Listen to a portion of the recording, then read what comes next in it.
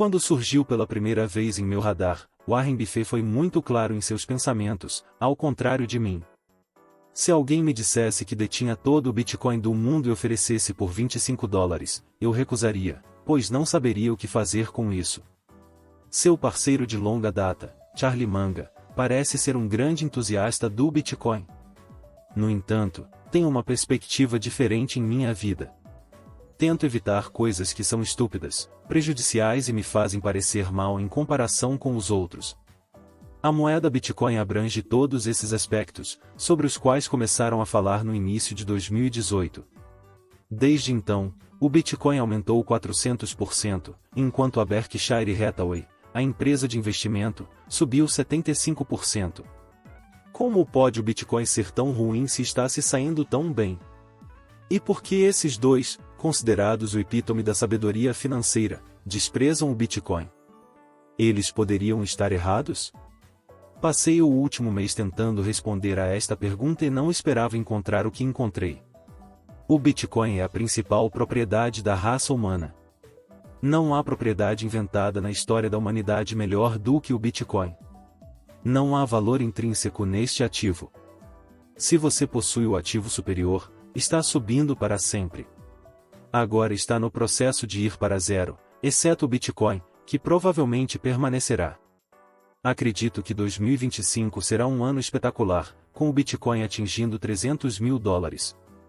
Posso dizer com quase certeza que terá um final ruim.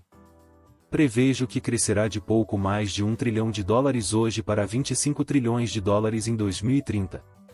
É uma teoria tola, mas eu a encurtaria se houvesse uma maneira fácil de fazê-lo. Será tão significativo para a liberdade quanto o nascimento da internet. O Bitcoin é como ouro artificial sem valor. Acho que é uma atividade canalha. Para entender o Bitcoin, é necessário entender o problema que ele resolve. Vamos colocá-lo no lugar de uma pessoa de 30 anos que mora nos Estados Unidos em 2020, quando o país está fechado devido à pandemia. Este indivíduo, Ryan, tem sido responsável durante toda a sua vida. Trabalhou duro desde os 18 anos, sem festas, viagens ou gastos desnecessários. Economizou $100 mil para comprar uma casa e cuidar de sua família. No entanto, a pandemia chega, e ele decide trancar seu dinheiro até que os tempos melhorem, uma decisão tradicionalmente considerada sensata. 3 anos depois, ele volta ao seu dinheiro e descobre que não pode comprar a casa. Os preços subiram 37%, e o custo de abastecer seu carro dobrou. Os $100 mil que ele economizou com tanto esforço agora valem apenas $70 mil em termos reais.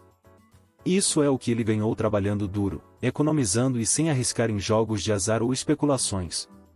Ele foi atingido pelo que é conhecido como o imposto silencioso. Este imposto não é exclusivo dos Estados Unidos, na maioria dos países, é ainda pior. Se usássemos o mesmo exemplo na Argentina, com pesos, ele teria apenas 15 mil sobrando hoje. Isso não é uma história inventada, é a realidade das moedas tradicionais, que tem grandes falhas. Se olharmos para a história, perceberemos que este não é um problema moderno. Tem sido uma questão há mais de 100 anos, com mais de 100 moedas. O dólar tem perdido de 7 a 10% de seu valor anualmente durante um século. Ao longo de 100 anos, o dólar perde 99% de seu valor. Minha casa em Miami Beach foi comprada por $100 mil em 1930 e eu a comprei por $4 milhões em 2012. Hoje, vale muito mais. Isso não significa que a casa está se tornando mais valiosa, é a moeda que está se desvalorizando. Se você pegasse qualquer quantia em dinheiro em 1900 e investisse em qualquer moeda do mundo, teria perdido 100% de seu dinheiro em cada moeda, exceto talvez o dólar ou a libra. Cada moeda entra em colapso.